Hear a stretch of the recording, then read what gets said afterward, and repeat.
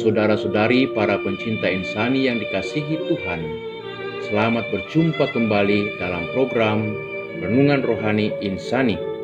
Inspirasi Sabda Allah hari ini, Selasa 8 Desember 2020, pada Hari Raya Santa Perawan Maria dikandung tanpa noda, bersama Pastor Anton Pabendon yang sedang bertugas melayani di Seminarium Angin Mamiri, Yogyakarta. Selamat mendengarkan. Shalom sahabat-sahabat insani. Mari kita mengawali pertemuan kita ini dengan tanda kemenangan Kristus. Dalam nama Bapa dan Putra dan Roh Kudus. Amin. Tuhan bersamamu dan bersama rohmu. Inilah Injil Yesus Kristus menurut Lukas. Dimuliakanlah Tuhan.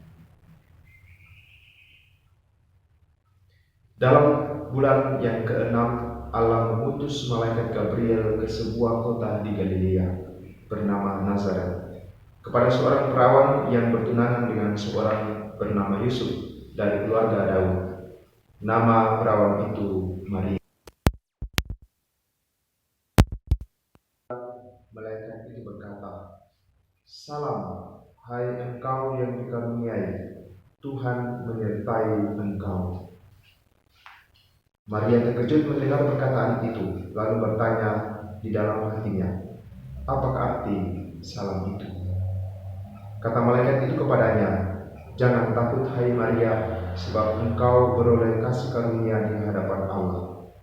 Sesungguhnya engkau akan mengandung dan akan melahirkan seorang anak laki-laki, dan hendaklah engkau menamai dia Yesus.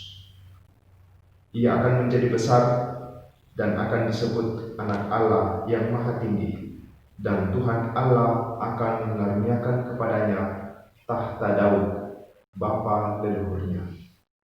Ia akan menjadi raja atas kaum keturunan Yakub sampai selama-lamanya, dan kerajaannya tidak akan berkesudahan." Kata Maria kepada malaikat itu, "Bagaimana hal itu mungkin terjadi, karena aku tidak bersuami?"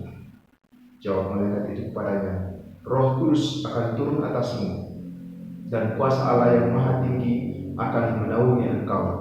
Sebab itu anak yang akan kau lahirkan itu akan disebut kudus, Anak Allah.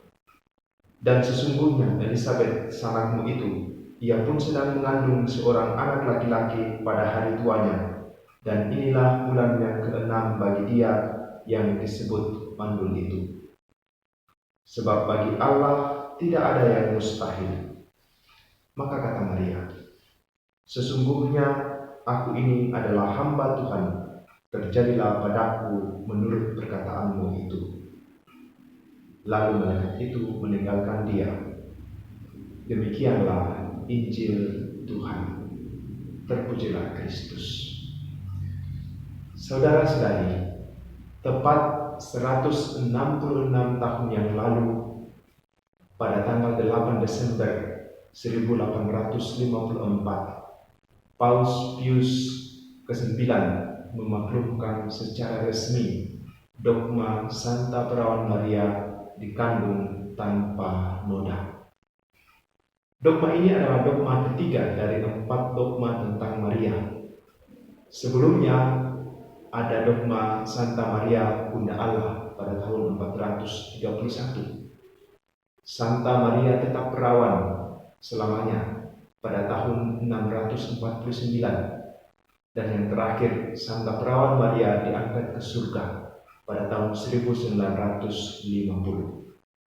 Dogma-dogma ini tentu saja tidak untuk mengangkat Santa Perawan Maria sebagai Tuhan yang seringkali dituduhkan kepada kita, tetapi suatu ajaran resmi gereja untuk menghargai dan menghormati Santa Perawan Maria yang telah menunjukkan ketaatan imannya kepada Allah dan telah menjadi teladan hidup bagi kita manusia.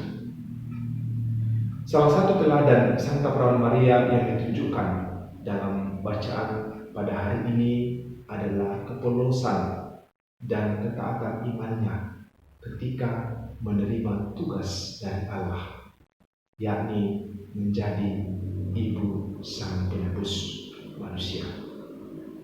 Dengan polos ia mengatakan kepada malaikat Gabriel bahwa tidak mungkin ia mengandung sebab ia belum bersuami.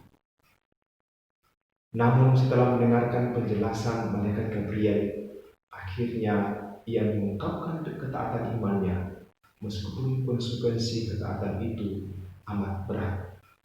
Ia mengungkapkan ketaatannya dengan berkata, "Sesungguhnya aku ini hamba Tuhan, terjadilah padaku menurut perkataanmu."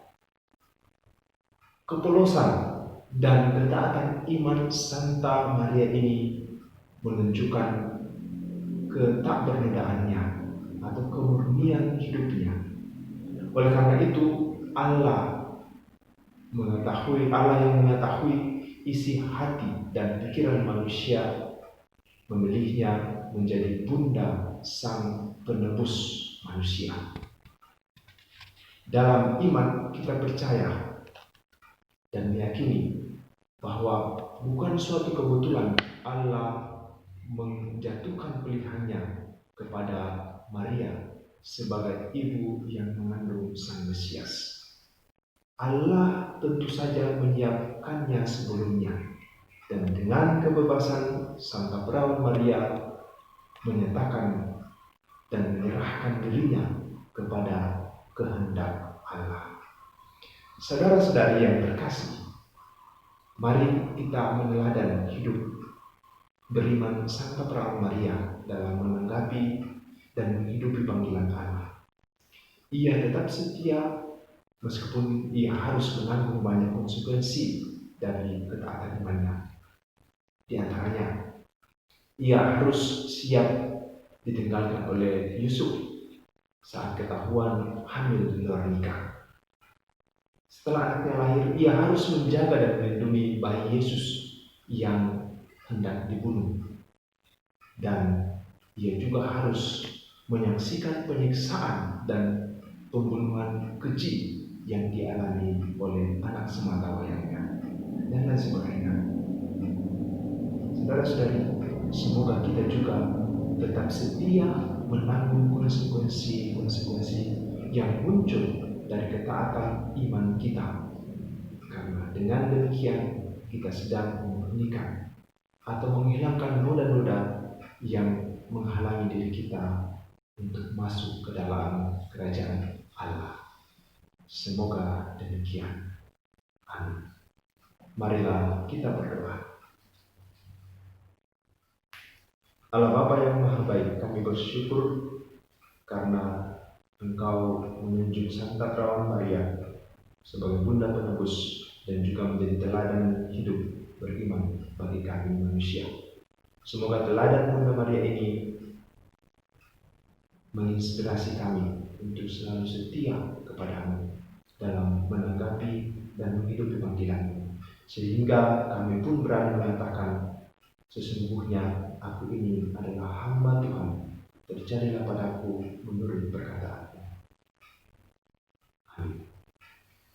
Dan semoga saudara-saudari sekalian serta orang-orang yang kita doakan dan segala niat baik kita yang senantiasa dibimbing, dilindungi dan diberkati oleh Allah yang Maha Kuasa, Bapa dan Putra dan Roh Kudus. Amin. Terima kasih saudara-saudari para pencinta insani yang telah mendengarkan sabda Allah. Saya Pastor Marcelo Lotandung mengucapkan berlimpah terima kasih kepada Pastor Anton Pabendon.